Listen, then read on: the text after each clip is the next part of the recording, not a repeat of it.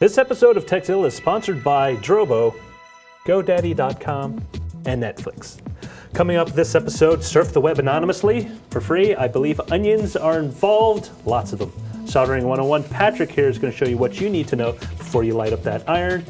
And digital cardiac monitoring. If you need to get some exercise and you need a way to motivate yourself, what better way than to scare yourself?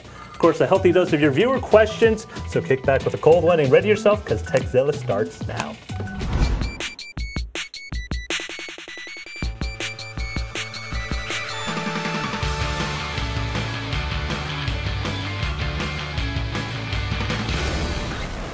Welcome to Tekzilla. I'm your host, Patrick Norton. And I'm the producer and now co-host Roger Chang for the temporarily. So don't everyone get upset and send in an angry email.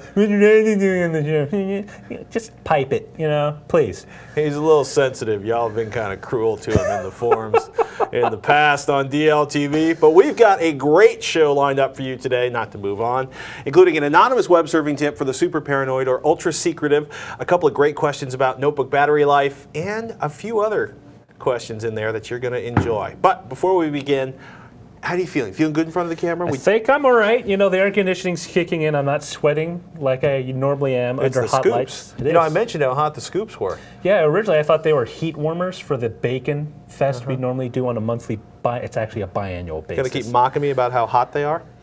I never mocked you. So who's running the show? Oh, that's right, our PA, Serafina. She's a great PA. She's going to make me all look nice. Okay? So you just blew off all the scripted joke stuff that you put in there. Well, it wasn't scripted. Okay, it was scripted. But you know what? It's whatever happened to read the prompter. Well, I know what's best. I am the producer. Well, listen. I got our Swedish intern Camille in there, so everything should be a-okay. So basically, you're saying the Swedish intern is running the show. No. The Swedish... And then I go, where's Serafina? And you go... Serafina is in the same room, and they're working on the show together to make sure it comes out the best show possible. As they always do. And that sounds like a call to move on, honestly. I'll tell you about my cable modem DirecTV madness later. You know what? It sounds... deja vu. Anyways, as promised, we've got some new RSS feeds for the show. 3 of them to serve you better. Dailies only, weeklies only, and the original flavor. Everything on a single RSS feed. They are at Tekzilla.com. Click on the subscription options tab. It's about halfway down the page below the big picture there. And you can right-click on those to add to iTunes, your RSS reader, or anything else you might want to watch the RSS feeds and automatically download the show. So for all of you who were so enthusiastic about wanting separate daily and weekly feeds, we have brought them to you as promised. I apologize for the extended wait. Speaking of apologies. Microsoft released, finally, a Vista SP. SP1, and this happened, was it Tuesday or Wednesday last week? And the reaction, everyone's thinking, yeah, this is going to solve all the driver issues. It's going to solve all those weird things that Vista keeps doing. Performance is going to go up. Oh yeah, I'm going to gain 10 to 15%. It's going to be awesome. XP users, you're so last century. First off, it won't even install if you have what Microsoft considers bad drivers, like a number of NVIDIA users, and quite a few people found out their sound card drivers aren't on the happy list for Microsoft. In fact, we went to our #1 resident Vista fanboy, aside from Randolph, that is, Mr. Jim Louderback, CEO of Revision 3, who says... So I installed the first service pack for Vista, and it didn't do anything. It didn't solve any of my problems. It didn't speed my machine up. It didn't speed my machine down. It didn't crash. It basically did nothing. I don't think it really even is anything. I think it's just vaporware. Would I recommend Service Pack 1 to people? Well, considering it did nothing for me, if you got the spare bandwidth, why not download it? It might solve your problems. But, I just don't see any benefit from it yet. It's hardly a ringing endorsement. In fact, it's not even an endorsement, not even close. And the thing is, when you release these service packs, people have an expectation of... Well, traditionally, the service pack for a lot of people traditionally, or at least over the last couple editions of Windows, as a longtime Windows user, you go, okay. I start using it in the betas. I just deal with stuff. I move on. This has been a little more frustrating, but traditionally, for people a little more conservative, you wait for the service pack. Service pack bundles in a huge stack of upgrades and performance improvements, and everybody's cool. It's time to upgrade now. It's basically a bundle of disappointment, Microsoft. Oh Lord, why oh why why did you release? And if you had something this half-baked as a dinner, you wouldn't feed it to your dog. I'm sorry, it's just horrible. But, you know, it's... And Vista was considered a robust and finalized operating system. Not that I'm bitter, but even the resident Vista fanboy, not particularly thrilled. You know, when they're saying robust, they're talking about the packaging, not the actual... On a more cheerful note? Yes! Battlestar Galactica Season 4! Yes, the final season. I know a lot of you don't care, but I care, so I'm going to put it in. It's the last season. It's going to the culmination of all the previous 3 episodes. You know, you're going to have, you know, a resolution to who the final mystery Cylon is. Come on, Starbucks back. You know, Katie Sackhoff, after a brief stint doing Bionic Woman, which I must admit stunk, is back in her reprising her role as Starbuck. So, you know, might be good. Holding out because this is the final season. They're not going to do any more. They might do a movie. They may or may not. That's still up in the air. But, you know, if you're a BSG fan, even if you're not, this is probably one of the best drama, you know, non-traditional dramas. It's exciting. It's exciting. Family members who hate sci-fi have gotten super into Battlestar Galactica. Oh, on a completely almost related note. Okay. HBO, when are the Deadwood movies coming out? Huh? Huh? Huh? Let's take a look at some of the responses we got to last week's Upgrading Our Notebook segment. The first one comes from Abraham, who had some more good information on upgrading the notebook. He says people should look at the support website for their respective brand because they usually have an online service manual with information on how to perform upgrades on all internal and external components. He says by experience that Dell has a very good one. Also, Abraham says, keep in mind, no matter what the eBay ad says, for every specific computer model, there can be several revisions on the major components like the motherboard, CPU, BIOS, and all that, and you may end up buying an incompatible part. And a lot of you mentioned that HP actually has really good online documentation once you root it out for your particular notebook. Yeah, several people wrote in about that. We should also add in that Abraham mentioned that basically he's like, look, I usually call the parts and upgrades department, I get the part number, and I look for it online then because this saves a lot of money. Now look, I'm always looking for the cheap way, but do try to support your vendors if you use their tech support services. It's kind of, I understand, look, I love saving money, but it's kind of, if you're going to spend a half an hour with tech support, try to do something in exchange for their time. Now, mentioning last week's segments, we did the whole DIY MacBook charger for your automobile. Steven wrote in, he wanted to say, why not get an AC power inverter instead of modifying a MacBook adapter? They're probably cheaper and easier than buying an extra PC AC adapter. Plus, you can use it with any other low amperage AC device, like your Razer on the way to work. I don't know, does anyone really shave on the way to work anymore? Well, I used to when I was working at pizzerias. Well, I was driving a stick too while shaving on my way to work. Anyhow, if anybody in Oklahoma City sees a dude driving to work while shaving, do us a favor and say hi to Steve. And there's nothing wrong with power inverters except for the bulk and the noise of the fan and my desire not to go from DC to AC to DC because it seems kind of wasteful. It's an even longer and more painful cabling arrangement. It just seems very inefficient. Oh, and one thing we do want to point out, do this mod, the mod we talked about for the MacBooks, do it to the regular power cable. Don't use the airline cable. The Apple airline cable, even when modded, is not going to charge your battery. We found that out. Stewart's confirmed this. It's not just us, and the page has been updated to reflect that. So are you pretty much done telling everyone how much you hate power inverters? Well, there's certain things I love power inverters for. I own like 4 of them. They're wonderful, and I guess if you want to not use a battery charged shaver and you want to shave in the car, they're especially useful for that. Steven, you're making me nervous, man. I just want those portable deep fryers so you can cook that snack on the rush hour ride home. They sell 12-volt versions of those at truck stops. Ask me how I know. I don't want to know. Enough about power inverters, enough about fried food, enough about rush hour traffic. I think it's time we paid the bills. And this one, sponsorship, comes from Data Robotics Drobo. If you're looking for a better way to store your data using the drives you got lying around, then check out the Drobo. Drobo is a continually expandable device. You can start out with 2 drives. When you need more space, you can add a 3rd or even a 4th. And then you can remove a drive if that one's too small and replace it with a much larger one. The Drobo can actually expand up to 16 terabytes of capacity. Drobo also has a companion named DroboShare, which lets you share 1 or 2 Drobos over a gigabit Ethernet network. Network setup is completely automated for you. For the first time, setting up a network storage is as easy as plugging in a USB storage device to your computer. Drobo also has been awarded the highest CNET rating ever for a storage device. Plus, right now you can save $50 by mentioning the discount code Tekzilla. It is time once again for our Gadget of the Week, where we share with you a gadget, a gizmo, or a device that makes our lives just a little bit easier. This week's pick is just about any digital heart monitor. What you're looking at right here is the Polar T31 I bought, and we'd like to say that many of you are paragons of fitness, from special ops operators to dedicated cyclists and rock climbers, and quite a few of you might be with me in the could stand to lose a few pounds and do a lot more cardio group, because frankly it's stupid to die young or grow feeble because you couldn't walk for 30 minutes 5 or more days a week. Really, it's just not necessary.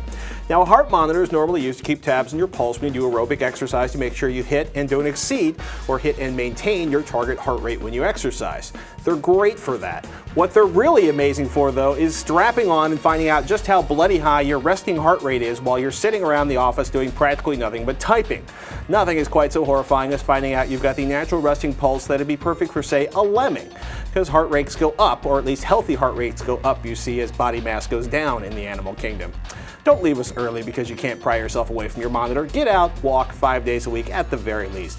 And if you want to frighten yourself into regular cardio exercise, try strapping on a heart monitor next time you sit down in the office.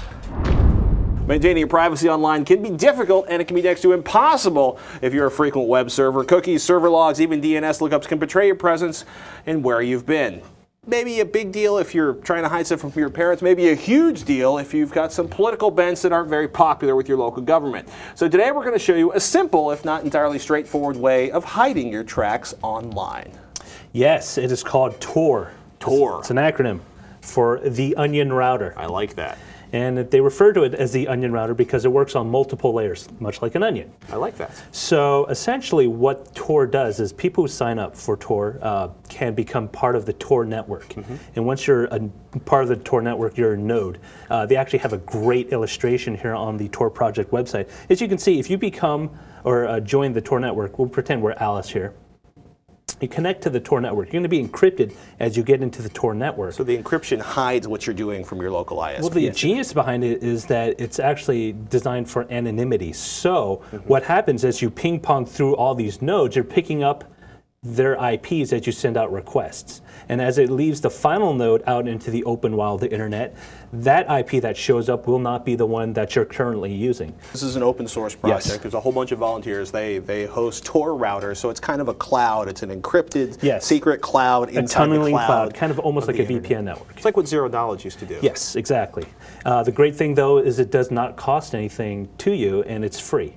The only thing you really need to do is download and set up your web browser to use it. So is there a local client that runs on your machine, or how's that set up? So essentially what happens is once you download Tor, and I'm going to use OS X right here, this is the front end for it, and what happens is it runs a local server on your machine. So what happens is when you connect, you're actually not connecting with your browser, you're not connecting to the internet. You're actually first connecting to a local server. To a little application running on your network. In fact, I set one up prior to this. So the beauty is right now I have Google running in Safari, running through Tor. As you can see, when I did original search for Google, it came up to the Polish Google because the the IP I got was one located in Poland. Now, if I'm not looking for Polish results, can I sort of manually switch this to the English version? You can go somewhere else. Hopefully, it will not. As you actually, I just hit this, and you can tell how slow it is right now because I'm essentially going across the planet. That would be the primary limitation of Tor. And now, see, I got a new IP. I'm now on the German Google. It's that amazing. And to show it's just not my laptop, I can actually surf through Firefox, which is actually operating independently of the Tor server, and I can do one on Patrick. So because it's basically bouncing your packets all around the internet and then maybe going to the other side of the world to grab your information, it can be you have this huge lag in it. And in fact, they have a really funky tool, which I love. It's called View the Network. And as you can see, as we pull up the screen, all these are the little server nodes, or Tor nodes across the planet. You'll find a bunch in the US. And So, okay, we're bouncing from like, looks like Virginia to like Germany or Poland and back. Can they, once your information is in the cloud, can they trace it back from, the Polish page through Tor and back to my house? They can only track the last node on the server. Everything within the Tor cloud itself only knows the next one. So, in other words, you can only trace it back one, but you can't trace it back 7 or 8. So each cell along the way essentially is contained. It's a cell. Sounds so bad. Like it's a cell network. So yeah, that's kind of where the anonymity comes from. They can track say like you have 12 nodes. Right. The last node that leads out to an actual server, that's the one they can spot. I'm not going to go on the whole DMCA loop because that'll take another 10 Yes. minutes. But the summary. Yeah, if you're really concerned about people tracking you down, either because of personal People knowing reasons, what you're looking at on the web. Tor is a great way to go. That said, you are going to pay a price in the speed. I mean, because you're doing all this ping-ponging around, you're not going to get high speed. So if you have, that DSL connection, you're gonna squash it back down to like 20 or 30K. Yeah, DSL, cable, whatever it is, it's slow. And the final thing is, anonymity, not security. So do not pretend this is some sort of secure, Fort Knox encrypted network that you can freely send unencrypted, emails, unencrypted, bank information, SSI numbers. Take all the same precautions you normally would. Think of it as merely a way to sweep away your tracks as you walk. All right. So anonymous but slow. Yes. Okay. All right. And if you have any tips on keeping your tracks covered while surfing on the big bad web, let us know. You can email us at tekzilla@revision3.com.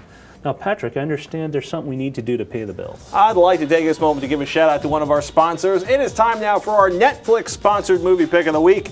This one comes from our very own PA, Serafina, and the movie is called 12 Monkeys. Piloted by surrealist director Terry Gilliam, 12 Monkeys is a remake of the French movie La Jetée, which I'm sure I'm pronouncing wrong, and I'd like to apologize to everybody in Montreal and France. Featuring Bruce Willis as a convict from the future sent back through time to prevent an epidemic that will wipe out most of the human race.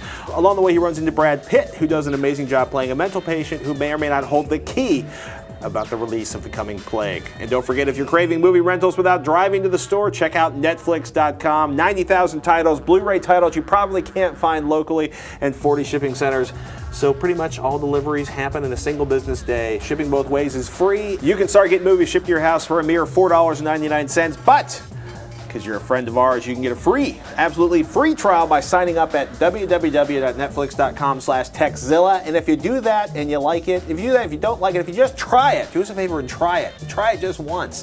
Use that little /Tekzilla, and you're helping us keep bringing this show to you. It's time once again for the freebie download of the week, a free program we find useful, fun, or incredibly interesting. This week's selection, we're feeling a little secure, it's Komodo Firewall Pro 3.0. This PC Magazine Editor's Choice is not only a top-notch tool for locking down and securing your Windows, XP, or Vista machines, it's free for home and commercial users. Firewall Pro offers a range of installation options that take you from the basic protect you from baddies on the net, monitor what programs try to access the internet, to the advanced version that turns on Defense Plus, which monitors additional elements of your operating system and generates quite a few more requests for your attention. The new version of Komodo uses less memory, offers a cleaner interface, and has tons of useful help built into the application. Now pay attention during the installation. Along with the basic versus advanced options, you can allow Firewall Pro to automatically approve requests from any application in its database of 1 million programs. Do that. It's a major way to minimize the number of times this firewall asks you if a program should be allowed to access the network, a complaint we hear about every firewall. That's just one tip we got from Neil J. Rubin King's review on PCMag.com. He's the guy we go to when we're looking for security application reviews, and his review of Komodo Firewall Pro 3.0 is chock full of tips to customize this firewall to your needs, from newbie to security maven. We've got a link in the show notes. If you're in need of a top-rate firewall that doesn't cost a dime, give Komodo a try. Ladies and gentlemen, soldering should be a fundamental skill learned by every geek, whether you're putting together an electronics kit, you're going to repair a busted wire, or just for a simple geek credential, or because David reminded me that having a giant pile of cable is kind of stupid when you're doing audiophile grade listening. So David and I are going to walk you through the basics of soldering. You have probably soldered more cable and wire than anyone else I know. It's kind of frightening, actually. Probably in this room alone. Basically, we need a soldering iron. We need a pencil iron, not a gun. Right, you need a pencil iron, and basically they actually come in different diameter tips, and usually different tips for different manufacturers, which is important, so you can swap them out. I generally like to tell people, kind of go as small as you can, because you can always go a little bit bigger if you only have one pin, or you could be like me and have yourself 7 soldering irons sitting at your house. For most of us, the other thing you do want to avoid is like 80, 100 watt, 200 watt, because you see it's like a gun, and that must be better. If you're soldering like 00 cable that's going into the, maybe the starter in your car, those are great. If you're doing electronics, small wires, or especially electronics kits, 15 to 30 watts is more than you need. It's reasonable. Radio Shack's okay. Weller makes probably, would you consider those the creme de la creme? Yeah, they are the top of the line. The big thing to look for, if you're going to go higher end and you want to spend maybe like $50 on a soldering iron, is go for one with a volume control knob on it. Like this one's about $60 at the store. It's not too bad, and it comes full with everything you need. A stand and the sponge and the volume control, or the temperature control, which is very important. 6040 rosin core solder, is that pretty much the basic standard for electronics? That's 90% of the standard out there. People that get above that, they start getting into silver solders and lead solder, which if you value your life, won't use. Or at least not inhale. Now, you need a rest for the gun, which you can basically make out of a piece of coat hanger or a couple of nails and a block of wood if it doesn't come with a fancy stand, and a sponge. I have used everything from kitchen sponges to ones built in the stand. What's the point of the sponge? What do we use the sponge for? Well, the sponge is that you get a lot of gunk that actually builds up on the end of the soldering iron. So as you're soldering away, you might touch the plastic, just the whole copper or tin or whatever the wire's made out of will literally just evaporate away and put black gunk on it. So people literally just sit there and kind of clean their irons. And you can see that if you kind of look at the tip there, is that the tip is really clean, but it starts to work its way back and get less and less clean right there. So that's basically a lot of use on that. And this tip is starting to get to the point that I would replace it. Tips usually like $5, $6, so they're not too bad. Now, we've got a bunch of, you have a bunch of, just spring clamps. Now the thing is that they do have third hands and they do have clamps, and when I get hardcore, I have my $200 clamp sitting there, where the $3 spring clamp from Home Depot is fine. So we've got our clamps. Basically, we're using this instead of a pan of ice, like one of the cool guy connectors. Right. And basically, the idea is to hold the metal object that's being heated without burning your fingertips. Right. Because the entire thing will become hot. Very, very hot. So let's talk about soldering. Okay. Basically, solder, iron, solder, done. No. Why don't we start with tinning the tip for those of us in the audience? Now, we should point out, before you start soldering, this is when you basically, if you're using heat shrink, we don't really need heat shrink for this particular one. If you're joining two wires together, you're going to slide heat shrink over one end of the wire, because you can't add heat shrink after the wires are soldered together without cutting them apart and soldering them again. So, but are we going to, should we start by tinning the iron? Is that necessary every time you start this project? Well, I consider tinning as something necessary when you're going to attach it to a flat surface or anything that's not pulled. When you start working with good connectors like RCAs or BNCs or even some RFs, you don't necessarily tin the wire. You can actually just literally pull the solder in here, and you're tinning the connector instead. Interesting. So it's a little easier way to work. Another important thing is make sure you do put the heat shrink on and the collar on, or you'll be sorely lost. Now, if you're doing this for the first time, you've got a brand new soldering iron, you do want to tin that basically by, because basically you're going to have this shiny tip that's not going to be black and crudded up like this one, which is actually pretty clean compared to mine, and you're going to melt a bit of solder on the end of that, creating a shiny and fabulous surface. What do I do with my giant ball of solder? How do I wipe that off in the sponge? Now you would wipe that off in the sponge. Now basically, because this is actually 60-40 and it's got flux in the wire, you've kind of just fluxed the tip. Okay. So now it's a little more lubricated up. So you've clamped down our RCA cable. Clamp down the RCA cable, and I'll bring my solder all the way over. And one important thing, safety concern here, make sure you have really good ventilation. These fumes are extremely toxic. So we actually have a window open on the set, and there is air moving through here. So yeah, we have a huge one. So what I'm going to basically do is I'm going to fill this little center pot right here, and I'm just going to basically take the solder and touch it to the pot, because I want to get that a little bit warm, and start to fill it up. Now we want to point out that you're not heating the solder. If you were joining like two wires together end to end, you would heat the wires from underneath and sort of press the solder down from above, because you want the solder to get wicked into it. You want it to wick through here. You don't want to touch the soldering iron to the solder itself, because if you touch the solder, like you saw us when we were tinning, if you touch the solder to the iron, it's going to melt immediately. That's great, except it's the worst possible way to solder components to a board or cables to an end. So you just turn the heat up a little bit, so look at how fast that melts in there. It really will melt in there. And basically, even after you get it in there, because the solder, there's no way around it, you actually are going to get to touch the iron trying to shove it in a hole. You want to hold it and just kind of make a solid mass inside the hole. Got it.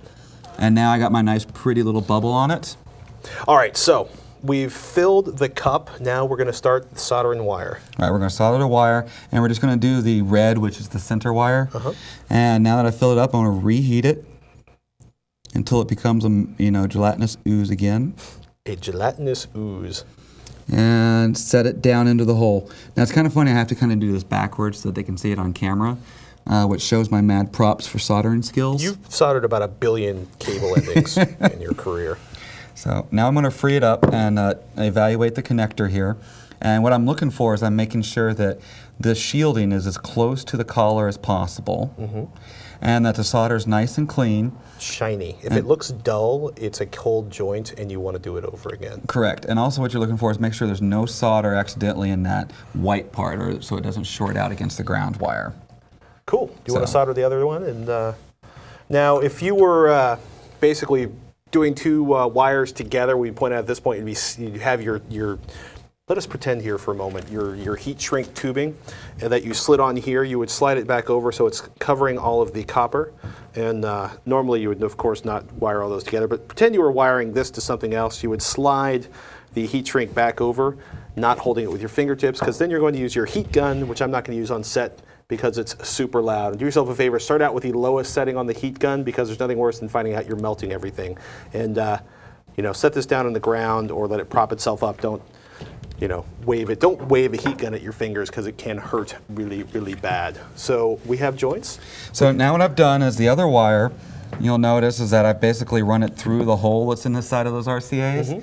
Most people don't even know what those holes are for. They usually just solder it to the outside and call it done. But what you do is thread it through the inside hole so the wire's on the outside of the connector. This is going to protect you from shorting. I like that. Some of the higher end pros and the higher end cables, they take a small piece of heat tubing and they put it over the center wire and cover that center post, just so there's no short, just in case. That's hardcore. So I don't think that's necessary. Of hardcore, you're going to solder that, and I'm going to tell folks, if you want more on joining cables, check out System Episode 3, making high-quality AV cables. And for more on soldering PC boards, stay tuned. We're going to put together a do-it-yourself DAC, a digital analog converter kit, in the none-too-distant future, because a few of you are asking for better audio coming out of your system, and we've got a way to do it, Mac, PC, or Linux, yeah, Windows 2, and that is actually going to give you some pretty good audio for pretty low cost and give you a pretty fun project in the process. Now, before we go, we want to take a moment to thank one of the sponsors that helps make this episode possible. They help us bring the show to you, and this is GoDaddy.com. If you want to make an impact online, don't do it with a heat gun, do it with GoDaddy.com. .com names for as low as $1.99, plus world-class hosting, fast and easy website builders, and much more. My wife's been using GoDaddy.com for even longer than I have, which is to say years. Now, you want to help us out?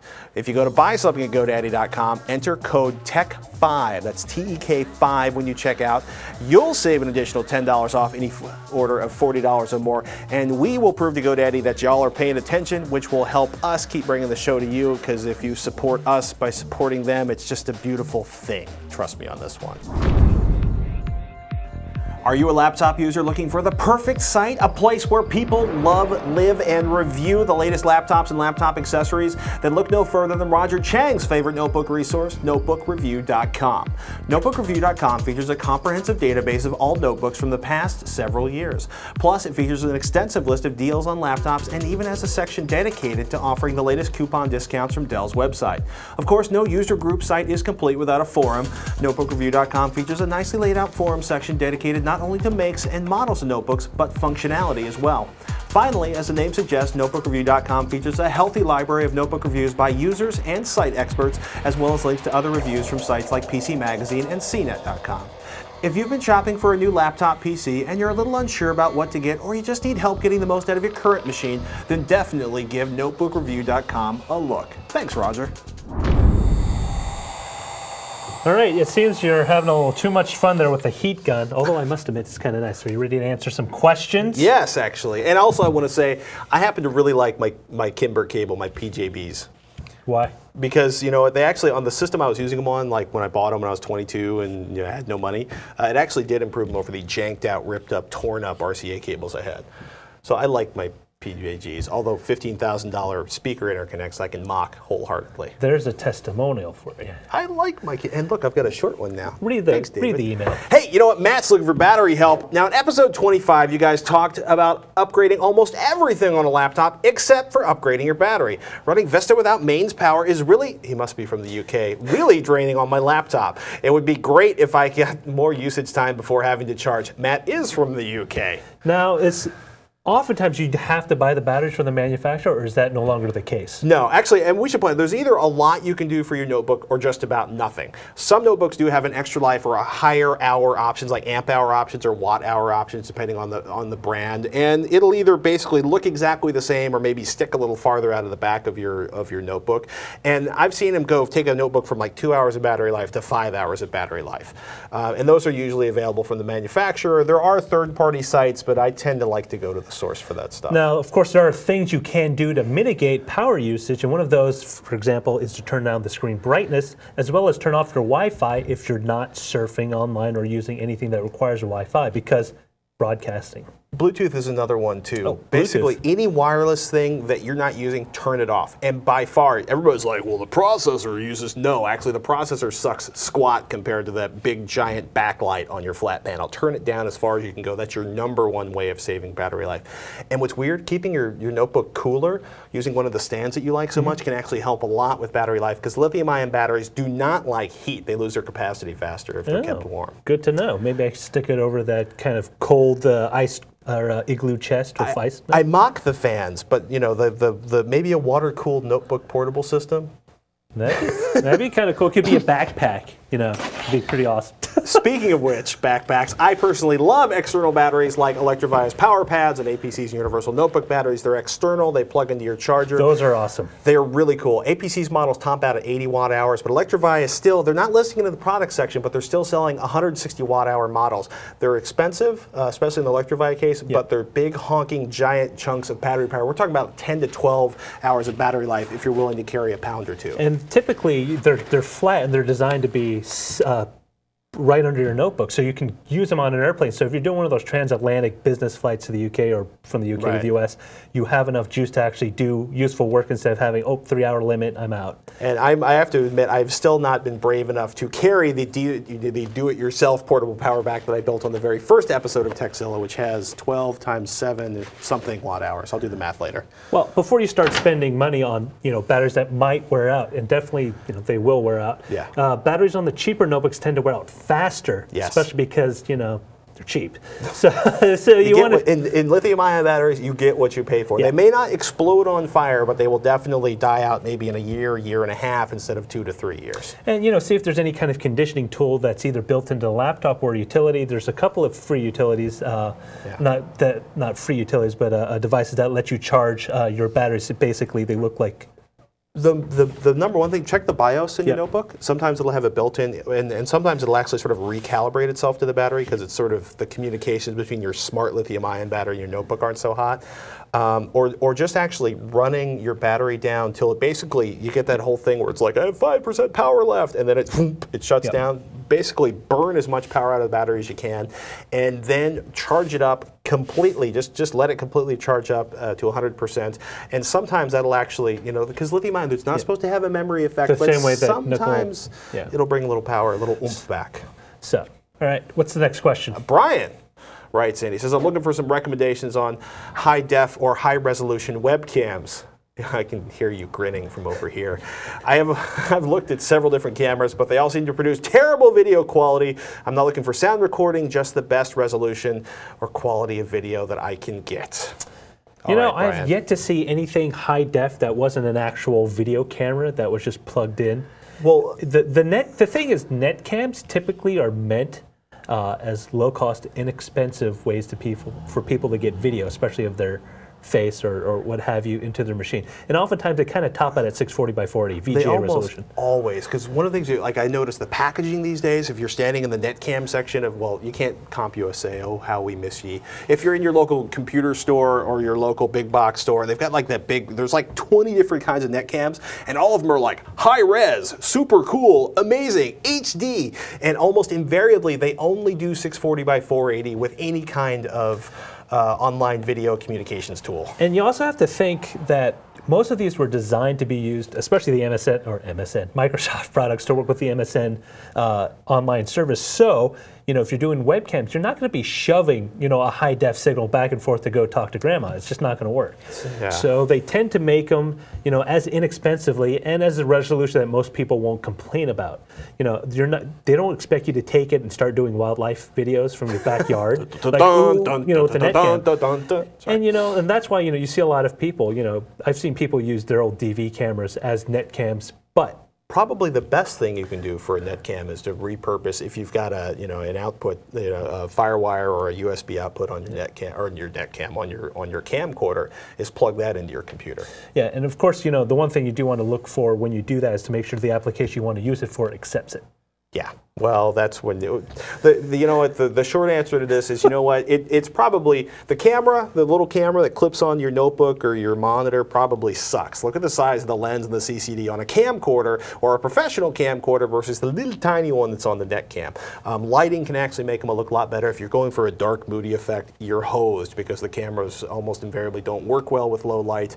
And check the settings in your video conferencing tools. If you've got a fast machine, you can often do a slightly better job, but mostly, like the man said, you're restricted by the fact that everything is being packetized and spit over the web and is designed for a minimal acceptable resolution that was pretty much set upon right about the time we started working at Tech TV back in '98. Now, there was something about Omar last time who was saying something about better quality video off YouTube. He wanted to know if there was an application that, if he had a bunch of videos he downloaded off of YouTube, is there an application, preferably free, that he could throw at that video to make it look better? Our answer is no. A bunch of people wrote in to say, you know what? YouTube is going to be adding high definition options.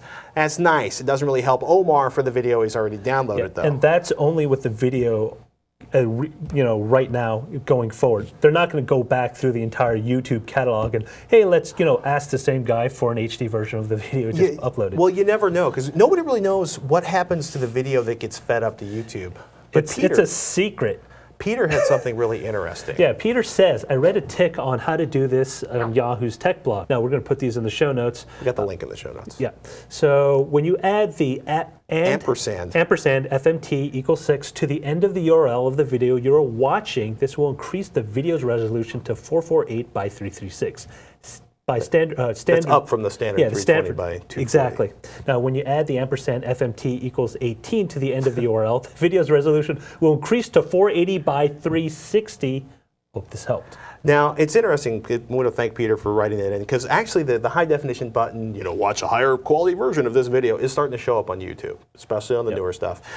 I typed this in a bunch of videos, and I got to say, I couldn't see the difference. It looked like the same size video in both cases, but we wanted to toss that out so everybody in the audience could experiment with it. And yes, it's still not going to help Omar, but we thought it was something that was worth playing around with. Yes. But, hey, got to try something. Now, we've got a question for everybody out there. What have we not been covering on the show that you want to see? Email us, tekzilla@revision3.com, because we're thinking about making this an all-viewer question show that you drive. Tech help, product reviews, how-tos. You got a question, you ask us. We'll do our best to answer it on the show. And we'll bring in the best experts we have out there. But we need those viewer questions to do it. So send them in to tekzilla@revision3.com. Now, Roger, where do they find the forums? Yes, you can find our forums where you can discuss not only this show, but previous shows and all the topics that we cover at revision3.com/forum. And speaking of forum topics, don't forget to check out our movie pick discussion. This week we picked, or rather Serafina picked, 12 Monkeys. I like that movie. I can't stand Brad Pitt. We get into Brad Pitt. Yeah, whatever. Good looking man. Not how I look at him. Get into a raging argument with our very own Serafina about this bit of cinema.